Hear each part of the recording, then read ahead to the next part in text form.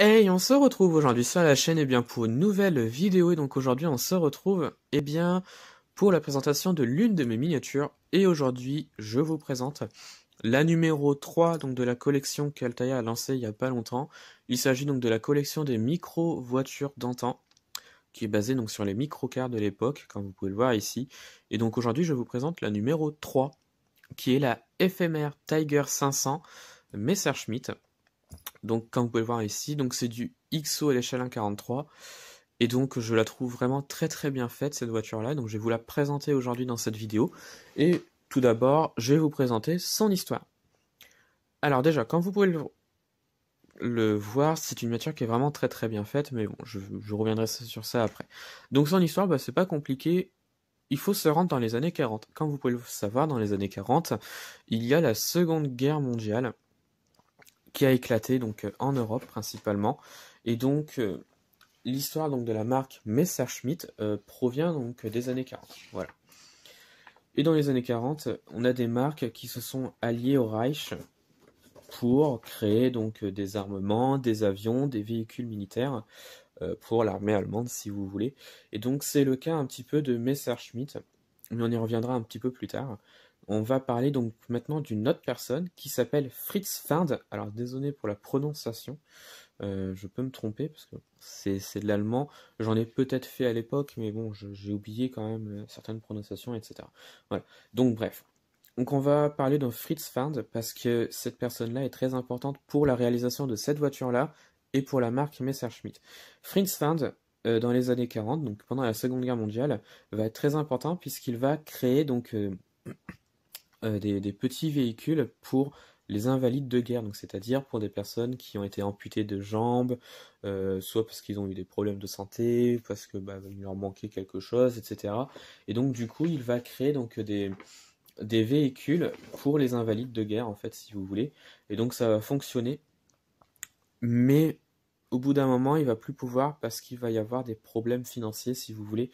Il va plus pouvoir créer ce genre de véhicule pour les invalides. Donc du coup, il va faire la rencontre d'un ingénieur aéronautique que l'on connaît tous par son nom de famille, qui est Wilhelm Emil Messerschmitt, qui est à l'origine de certains avions de chasse, de combat, j'ai envie de dire, pendant la Seconde Guerre mondiale. Il a notamment fait le Bf-109, qui a été adopté par la Luftwaffe durant la Seconde Guerre mondiale. Voilà. Donc du coup, c'était des avions de guerre que cet ingénieur faisait à l'époque. En 1945, Messerschmitt est condamné parce que oui, il a participé donc à l'élaboration d'armements, d'avions de combat pour le Reich, et donc du coup il sera condamné pour ça. Il n'aura plus le droit de créer, de produire des armements, des avions de combat, etc. pour le Reich, et pas que d'ailleurs. Mais voilà un petit peu du pourquoi, du comment il a été condamné. Et donc du coup, Messerschmitt va se rallier un petit peu au projet qu'avait Fritz Ferd pour la création de petits véhicules pour les personnes un petit peu invalides. Et donc du coup, il va un petit peu aller le voir et ils vont décider donc de créer des petites voitures, enfin des microcars si vous voulez, sous le nom de Messerschmitt. Voilà, dans certaines entreprises, si vous voulez, dans certaines usines qu'il avait à l'époque. Et donc, du coup, il va créer avec lui des petits véhicules, voilà, euh, qui seront très très connus par la suite. Il va notamment faire en premier temps la KR 175, donc la Messerschmitt KR 175 en 53, et donc ça sera donc l'une des premières véhicules de la marque Messerschmitt qui sera présentée au Salon automobile de Genève en 53. La particularité de cette voiture-là, c'est qu'elle était sur 3 roues, pas encore sur 4, elle était que sur 3 roues. Elle était en tandem, enfin 2 places en tandem si vous voulez, donc c'était l'une derrière l'autre. Et donc voilà, c'est un petit peu c'est un petit peu marqué en fait si vous voulez l'histoire de l'automobile. Enfin, ou pas, c'est comme vous voulez, mais voilà, donc la première c'était la KR 175, et 2 ans après, on aura la KR 200 qui arrivera et qui fera son apparition. Alors je ne sais pas du tout est-ce qu'elle a été présentée, mais ça fera son apparition, voilà. Ensuite, on est en 1956. Là, il y aura un petit changement, c'est-à-dire que le gouvernement de la République fédérale d'Allemagne, donc la RFA, autorise de nouveau l'existence d'une industrie aéronautique en dotant les intéressés d'aides substantielles. Alors, je précise, Messerschmitt, c'était un ancien ingénieur aéronautique, donc du coup, il est intéressé par ça, et donc du coup, Willy Messerschmitt, je pense que ça va être le fils, du coup, décide de cesser son activité en 1957 et de partir dans l'aéronautique. Donc du coup, Fritz Fund se retrouve un petit peu tout seul, mais il a quand même eu les accords d'utiliser le nom de Messerschmitt pour ses véhicules. Donc du coup, de là, il va pouvoir créer ses voitures à lui.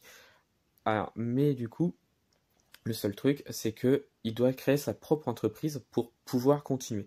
C'est ce qu'il va faire, et il va créer la FMR. Comme vous pouvez le voir ici sur le socle, FMR, c'est le nom de la marque que Fritz Fund va créer. Alors, je vais vous le dire en français ce que ça veut, enfin, je vais vous dire ce que ça veut dire. Alors, c'est de l'allemand, je précise. Alors, désolé pour la prononciation, je précise. Alors, FMR, ça veut dire Fahrzeug und Maschinenbau Regensburg. Alors, FMR, voilà, tout simplement. Et donc, de là, il va pouvoir lancer un véhicule inédit qui repose désormais sur 4 roues et non sur 3 roues. Et comme vous pouvez le voir, vous l'avez devant vous. Et donc, c'est la FMR Tiger 500 Messerschmitt qui sera présentée et lancée en septembre 57. Voilà. En fait, il a créé cette voiture-là pour voilà, de proposer une nouvelle offre plus sportive euh, qui soit un petit peu de qualité supérieure, en fait, si vous voulez, aux Carrière 200, par exemple, et Carrière 175, qui étaient de très bonnes voitures à l'époque. Mais voilà, il voulait créer quelque chose de renouveau, avec vraiment voilà, quelque chose de très puissant, puisque c'était quand même une voiture qui était avec une vitesse maximale de 130 km/h. Donc cette voiture-là pouvait rivaliser avec n'importe quelle voiture de l'époque, avec une concurrence comme par exemple, alors, je vais peut-être dire des conneries, mais voilà, on comparait ça à l'époque avec la Citroën 2 chevaux ou la Renault 4 chevaux. Même taille, ça n'allait pas à 130 km/h, mais voilà, ça pouvait le faire en fait si vous voulez. Mais ça restait quand même sur le même principe que les Messerschmitt de base, c'est-à-dire un véhicule à deux places en tandem. Voilà, donc un petit peu, voilà pourquoi ce genre de véhicule. Et comme vous pouvez le voir, la ressemblance reste un petit peu la même, donc avec les deux autres voitures.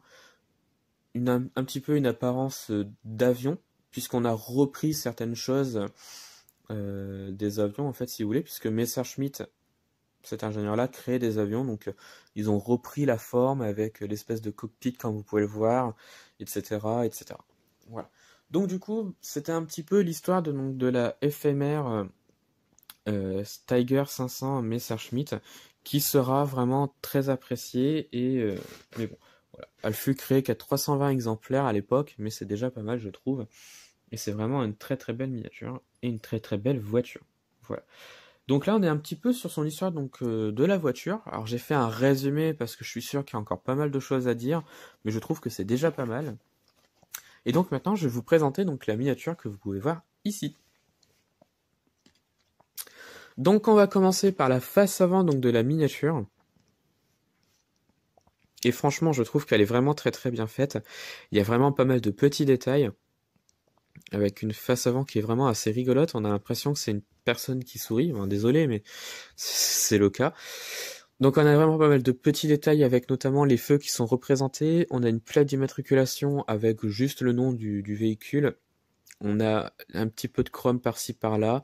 Les essuie-glaces, enfin l'essuie-glace et les rétroviseurs sont représentés, et ça j'aime beaucoup. Voilà. Les côtés, cette fois-ci, on a vraiment des tout petits roues qui sont présentes sur la miniature. En même temps, c'était pas plus grand que ça à l'époque. Voilà. Il n'y a pas d'ouvrant sur la miniature. Vous pouvez comprendre vu la taille de la miniature. On aperçoit ici donc vraiment l'espèce de grosse vitre au-dessus, donc qui est représentative des avions de l'époque, notamment les avions de combat. Voilà, et qui là va très très bien sur la miniature et sur la voiture d'ailleurs. À l'arrière, cette fois-ci, donc on a vraiment pas mal de petits détails. On a les feux qui sont représentés juste ici, voilà, avec la roue de secours. On a vraiment pas mal de petits détails sur ce côté-là. On a les pots d'échappement qui sont représentés. Voilà, c'était un petit moteur, mais c'était quand même c'était simplement très utile, hein, voilà. C'est suffisant, je veux dire. On a ici de la topographie avec le petit TG 500, si j'arrive à lire, ouais, c'est ça. Voilà. L'autre côté du véhicule, cette fois-ci, donc on pouvait voir ici que la portière, elle ne s'ouvrait pas comme une voiture classique, ça s'ouvrait sur le dessus, en fait, si vous voulez, comme un cockpit d'avion, si vous voulez, hein, tout simplement, qui est très bien représenté ici. On a vraiment pas mal d'influence sur les voitures américaines des années 50, avec notamment les petits ronds que vous voyez ici, donc des petites sorties que vous voyez ici. On a vraiment cet aspect-là sur la voiture, puisque bah, les années 50 est très représentatif des États-Unis, j'ai envie de dire. Et donc voilà, donc une belle petite miniature avec vraiment une très très belle couleur. Cette couleur crème qui tire sur le marron avec le noir et le chrome, je trouve que ça fait vraiment une très très belle petite voiture qui je trouve est vraiment très sympathique et très amusante. Voilà. Donc voilà, ça va être la fin de cette petite vidéo, voilà. Mais j'ai pas parlé de l'intérieur surtout. L'intérieur qui je trouve est vraiment très très bien représenté. Donc les deux places en tandem. On n'a pas un volant ici, mais un guidon qui était très spécifique sur les Messerschmitt. Et en fait, pourquoi ils ont repris ce guidon-là? Eh bien tout simplement puisque Fritz Fand, avant de créer Messerschmitt, comme je vous l'ai dit, il créait des petits véhicules pour les personnes invalides. Et comme système pour diriger le véhicule, il mettait pas un volant, il mettait un espèce de guidon qui était beaucoup plus simple d'utilisation pour les personnes invalides. Ils avaient juste à tirer à droite ou à gauche, etc. et à tenir le guidon en fait tout simplement. Et donc ils ont repris ça sur les Messerschmitt et c'est un peu le même principe qu'on retrouvait dans les avions. Voilà, c'est pas un volant dans les avions, c'est un espèce de guidon comme ceci et pour la plupart. Mais voilà, ils ont repris ceci pour la Messerschmitt. Voilà. Et bien voilà, donc ça va être la fin de cette petite vidéo. Alors dites-moi ce que vous en avez pensé donc de la miniature, de son histoire, pourquoi pas, et puis de la vidéo surtout. Retrouvez-moi sur la chaîne pour d'autres vidéos et retrouvez-moi sur Instagram et Facebook, le compte Petite Voiture.